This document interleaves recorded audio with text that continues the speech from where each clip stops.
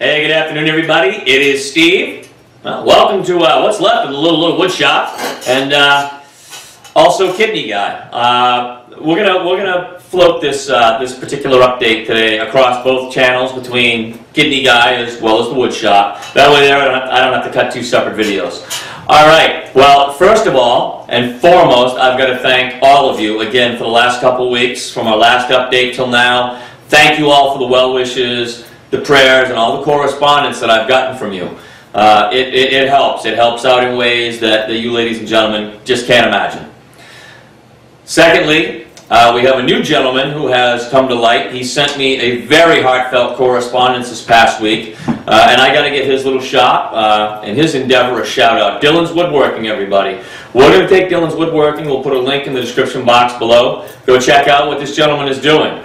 And I can only say to him again, thank you very much. That the correspondence really helped, and I absolutely wish you the best, sir, in your undertaking with your shop. And I will do anything I can to not only help you, but any other of the CNC, fabrication, engraving, woodworking community of ours. Okay, I'll definitely give you a shout out. We'll give a link to you. Okay. All right. Well, our update is as follows. Okay. About 2.5 months ago, I gave you guys a couple pictures. I painted a couple pictures, a best case and a worst case.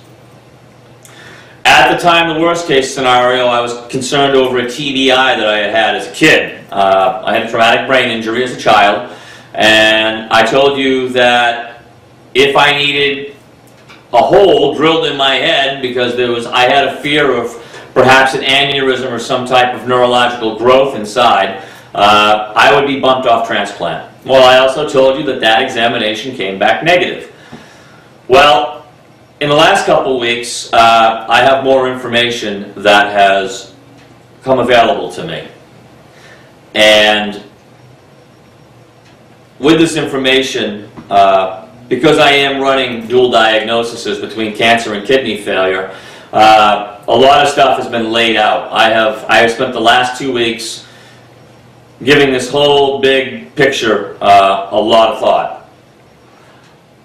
And because I am battling a dual diagnosis, one of the things that I have decided to do is I'm going to remove myself from transplant. Any of you who have had first-hand experiences with either of these diseases, you know that the treatment is not easy. And in some case, some of the treatments, yeah, they destroy in your body what's trying to kill you, but they also destroy a lot of other stuff. Okay? And right now, my particular strain of cancer is not super aggressive. However, if in the event I am carrying a non-remissionary strain, I told you again, the cancer diagnosis alone bumps me out a couple years of above and beyond my weight because I have to prove remission. However, if I am carrying a non-remissionary strain, I'm booted off a transplant anyways. It has come with a lot of thinking to come to this decision, okay? And here is why I am going to pull myself out of transplant. Not off dialysis, absolutely not. But I'm going to remove myself from transplant for this reason.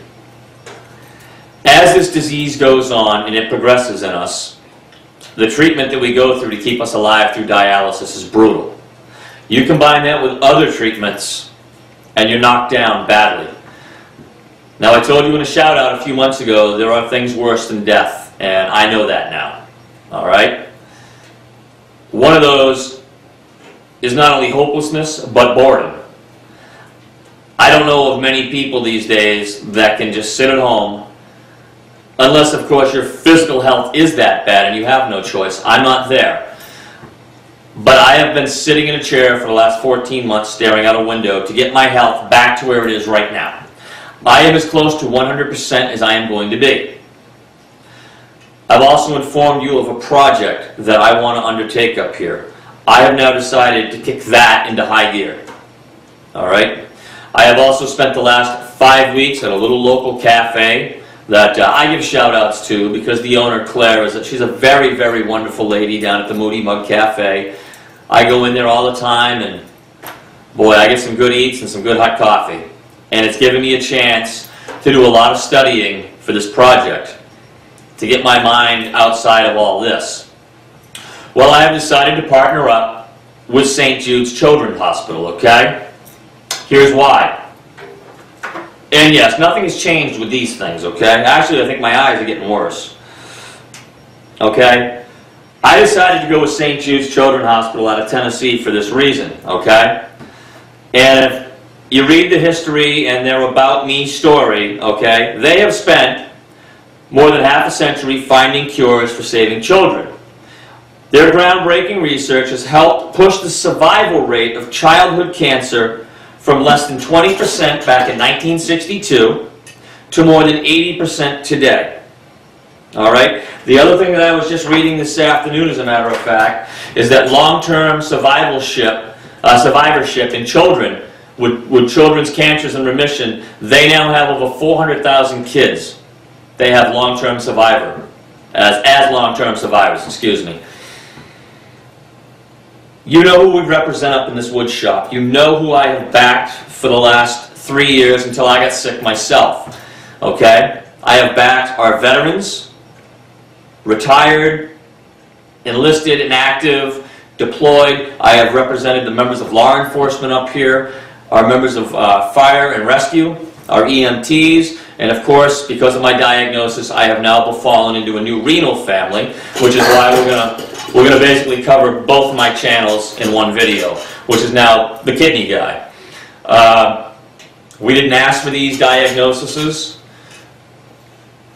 It is what it is, and I do believe that this next statement, any one of these fine, brave men and women will agree with me on, including everybody in my center. As an adult, as a parent, we are not meant to bury our children. We know that these diseases exist. We know that they hit children every day. I believe something like over 2,000 children worldwide a day are inflicted with some type of chronic or terminal illness. St. Jude's is the forefront. They were one of the first individuals. The gentleman who founded it, I believe his name is Dave Thomas, back in 1962. He had a vision. That vision grew into something much larger than maybe that man could have even fathomed himself. I am getting ready to undertake something that I have never done before. I still have to work out some of the kinks, but I have determined that St. Jude's is where I'm going to drive the money for this project. I had mentioned Project Lifesphere.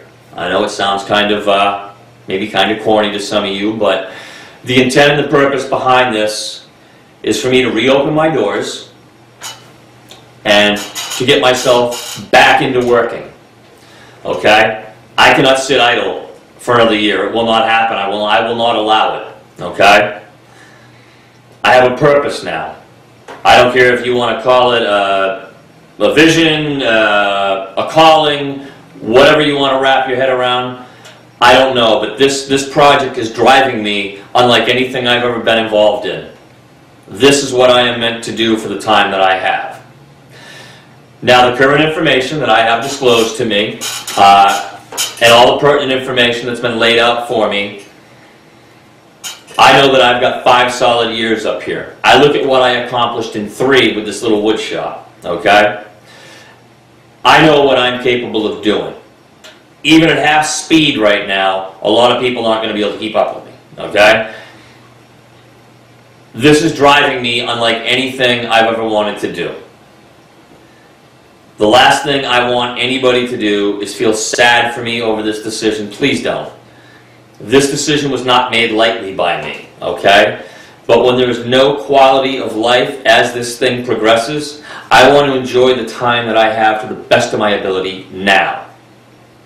I also told you with my best and worst case scenario that even if I do survive and I make it to transplant, one of 2 things has to happen. That transplanted kidney has got to last me the remainder of my days, or it has to fail before age 72. Okay? Reason being is after age 72 in this country, you don't make the donor list. That's just the law, okay? You've got to have either a living donor, and that living donor is generally going to be somebody who is a child or an immediately family member like a sibling. I'm not looking at putting anybody else through that. All right. So this is pretty much my final decision.